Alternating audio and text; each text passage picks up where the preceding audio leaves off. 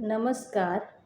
मी सौ शीतल सुशील ईशी, जामनगर गुजरात येथून काव्ययोग काव्य संस्था पुणे यांच्या प्रथम वर्धापन दिनानिमित्त आयोजित काव्ययोग काव्य करंडक स्पर्धा 2025साठी माझी स्वरचित कविता सादर करत आहे. कवितेचं नाव आहे सरसर बरस. जेव्हा पाऊस पडत नाही, कोरडा दुष्काळ हा निर्माण होत असतो आणि अशा या कोरडा दुष्काळामुळे मानवाची किंवा पशुपक्ष्यांची जी झालेली अवस्था आहे ती अवस्था पाहून पावसाला बरसण्याची जी आर्त आळवणी आहे, विनवणी आहे, ती या कवितेतून मी व्यक्त केली आहे. कवितेचं शीर्षक आहे सरसर बरस.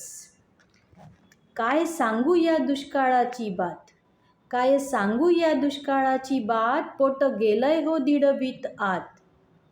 जगण्यात तळमळते मानवाची जात, सरसर बरस ना पावसा तू बरस. कृषकाचे आभाळाकडे डोळे, कृषकाचे आभाळाकडे डोळे, चातक गळा काढून बोले. आता तरी पडू दे तुझ्या अश्रूंचे गोळे, आता तरी पडू दे तुझ्या अश्रूंचे गोळे, सरसर बरस ना पावसा तू बरस. ओसाड भूमी करपली दिनकराने, ओसाड भूमी करपली दिनकराने, सर्व शृंगार लुटला क्रूरतेने. आता तरी भर ओंजळ तुझ्या कराने, आता तरी भर ओंजळ तुझ्या कराने, सरसर बरस ना पावसा तू बरस. शेतकऱ्याने लावलीय पहा आस, शेतकऱ्याने पहा लावलीय आस, त्याच्या गळा दुष्काळाचा फास, त्याच्या गळा दुष्काळाचा फास. आता तरी बरसण्याच्या कामाला लाग ना, सरसर बरस पावसा तू बरस. दाण्या दाण्याची चणचण, दाण्या दाण्याची चणचण, पाण्याच्या थेंबासाठी वणवण.